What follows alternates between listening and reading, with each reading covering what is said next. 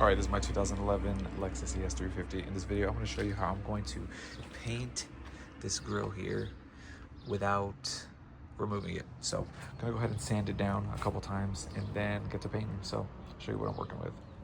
First thing, so the only sandpaper I've got is 120 and 400. So I'm going to lightly sand it with the 120 and then the 400. And yes, I know this is probably not the best way to do it, but honestly, look how bad this looks.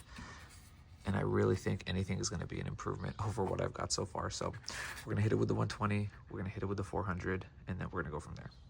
Okay, so I went about 3 seconds before I realized the 120 was entirely way too harsh. So going over it with the 400 definitely is a lot smoother. But now what we're going to do is take a little bit of time to kind of clean this all up with the dust. So I'm going to go get a rag and hit it with like a spray bottle with some rubbing alcohol and make sure we just clean all of this off. And that there's no residue. It's going to take a little while because we're keeping the grill on the car, but I'd rather be safe than sorry and just kind of trying to do the most, thorough job as I can, considering, how much of a backyard job this really is. Okay, so I got some rubbing alcohol mixed with a little bit of water here. Just going to spray it down.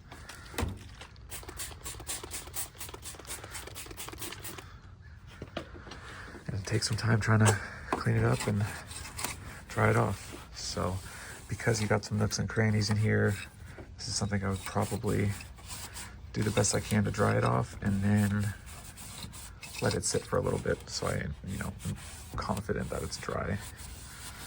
Obviously it's going to be weather dependent and whatnot, but we'll do the best we can. All right, so we got everything taped off and pretty decently safe. So we're gonna go ahead and hit it with this just Rust-Oleum high performance enamel. I saw a couple of videos of people using this, so I'm gonna go ahead and give it a shot. And when you spray, you're spraying really light coats. So.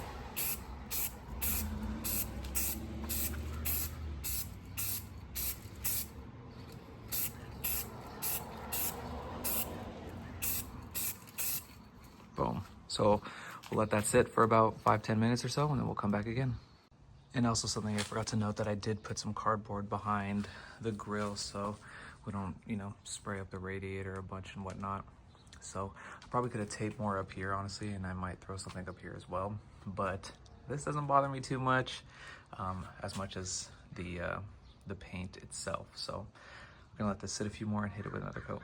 Okay, so this is 3 coats of paint and 4 coats of paint, 3 coats of clear coat later.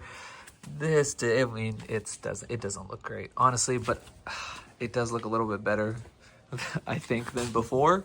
So I'm gonna peel it off and kind of see what it looks like.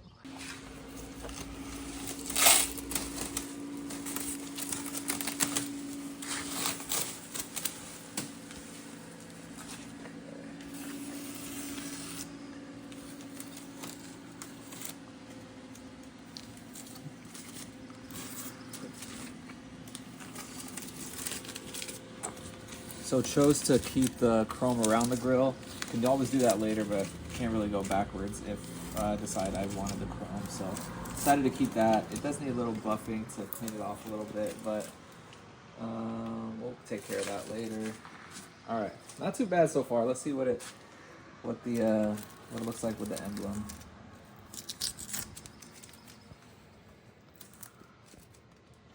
I had to put a bunch of pieces of tape to make sure I got it fully covered.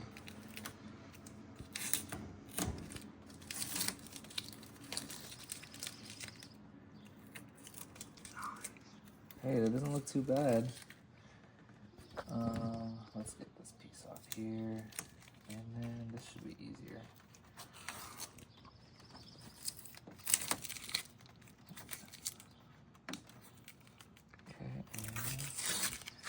Come on, it's so close.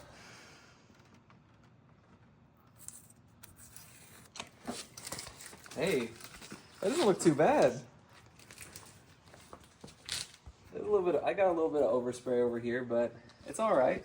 So honestly, for like 20 bucks, maybe like 23 bucks or so with the sandpaper, like, it doesn't look too bad at all. Like, yes, this still needs to be worked on, and you can see some of these things up front or up close, but it doesn't look too bad. And the clear coat I had was a satin clear coat, and I just wanted a satin, but like hindsight 2020, I think I should have done gloss. I don't know. I think it looks better than it did before. It was all falling apart and whatnot. So look is kind of stock-ish. So if you have any questions, leave them down below and I'll answer them.